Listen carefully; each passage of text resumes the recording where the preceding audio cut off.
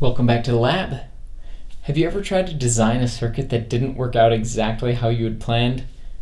Turns out, there is a great way to make sure the circuits that we design will function as intended before we build them, and that's exactly what I'm going to show you how to do today.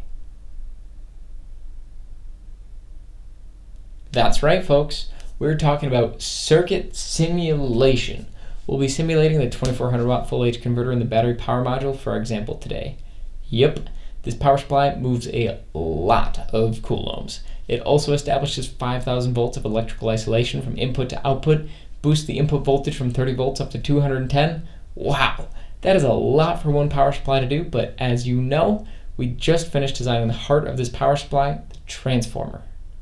Much to my surprise, this transformer is real, it will work, and it fits on our PCB. The material cost for this thing is only around $20. Seriously, check out our video where we designed this power supply if you are interested in custom transformers for switching power supplies. We had to temper or make some concessions with the performance of our power module to avoid failing to meet the critical system requirements. The short version of the story is, if you're not going to go watch that video, if we want to use our 4 lead-acid batteries in series as our backup power source, and we want to pull 2400 watts out of them, the topology that provides the most efficient energy conversion cannot support 240 volt AC output on the inverter. This isn't a huge deal breaker for us because 120 volts is the only requirement, and we're designing a modular architecture.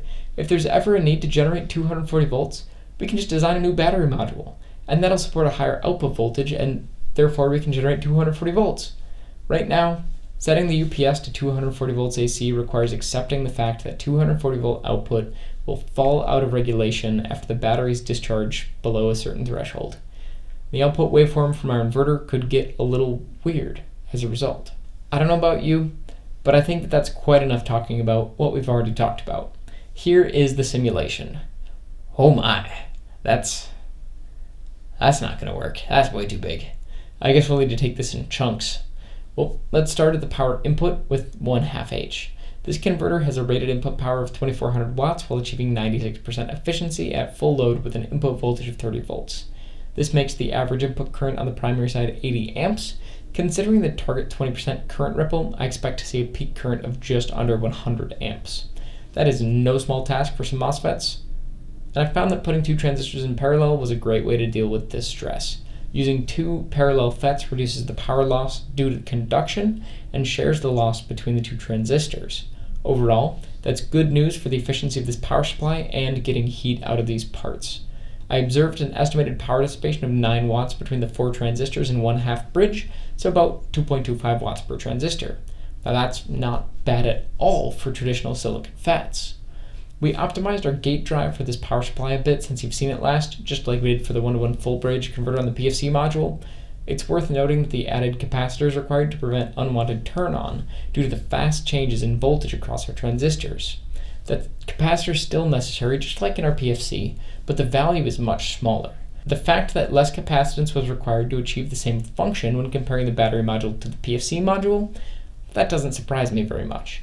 And I'm not surprised because this power supply has a maximum input voltage of 85 volts, which is not even 25% of the voltage being switched in the PFC module. The simulation shows that there's definitely some ringing. We are definitely going to make use of the 4-amp output on the new gate driver, and there does not appear to be shoot-through nor dangerous voltages while operating in full load. Everything looks great to me. For the curious, the simulation is running with a fixed dead time of 40 nanoseconds on the gate drive signals. We added a couple of what I'll call very reasonable snubbers on the output with supplementary clamping diodes on the input side.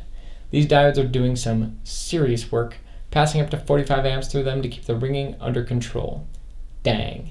The RMS current was found to be approximately 3.5 amps per diode, and the power dissipation is estimated to be 0.3 watts in each of these parts. Not too shabby.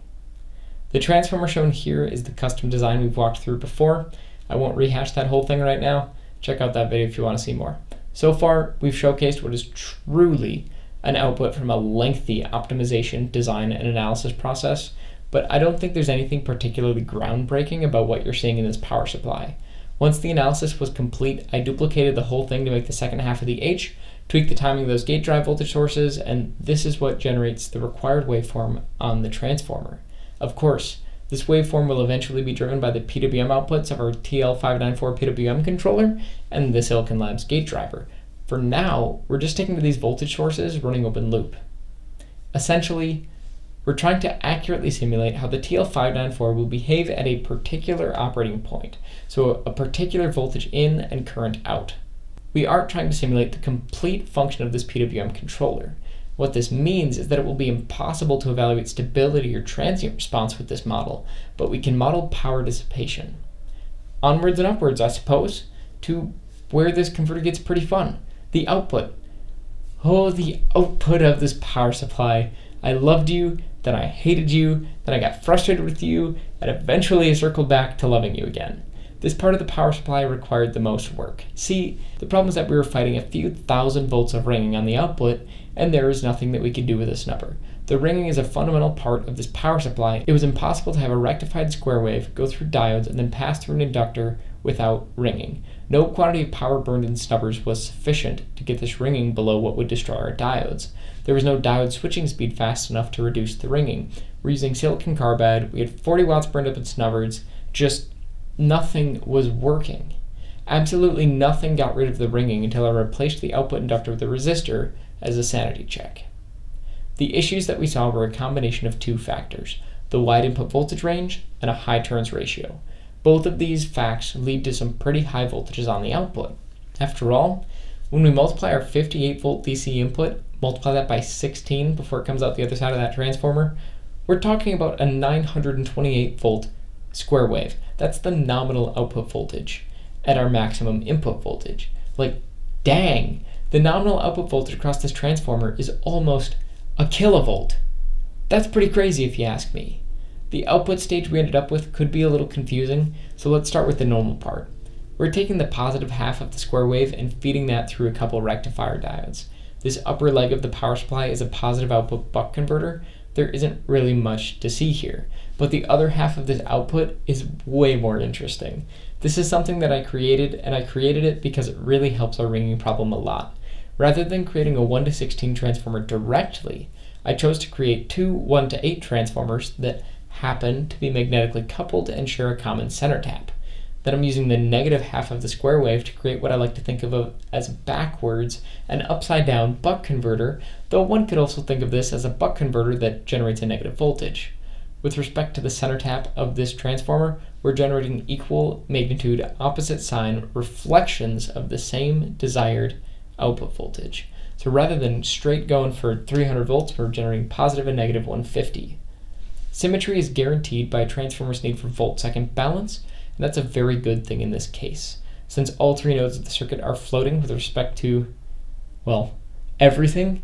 Positive and negative are all just a construct.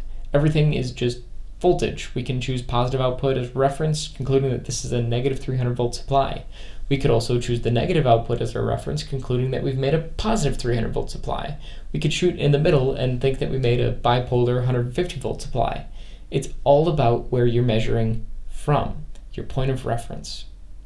Because of this truth, directly connecting positive and negative outputs of this power supply to the DC link won't cause any issues. No current will flow until we turn it on. When undriven, each of these diodes is rated to withstand 1200 volts, so I've got absolutely no concerns with this module withstanding the bus voltage of around 400 volts. While operating, the simulation shows that ringing on the secondary side has been optimized, so the maximum applied voltage is 600 volts at the minimum input voltage of 32. When the maximum input voltage of 58 volts is applied, the peak voltage is around 1050 volts. That leaves 150 volts of margin, and 150 volts might sound like a lot, but that's only 12% derating. I've probably justified 12% derating before, though I typically strive for at least 20. That said, ringing is one of those things that can't always be tightly controlled. The magnitude of ringing generated by this converter is driven by component tolerances, parasitic circuit elements, and some other factors as well. Some of these are easily controlled and some of them aren't. For example, snubber component values are one great way that we can control the peak amplitude of ringing. Due to our relative lack of control, I would typically strive to have more margin, but I'm really running out of patience with this thing. I've just said a lot of things. Good, bad, and compromises, all considered. I'm happy to say the core of this battery module is nearly complete. We have a power supply that will take power out of our batteries and push it into our UPS.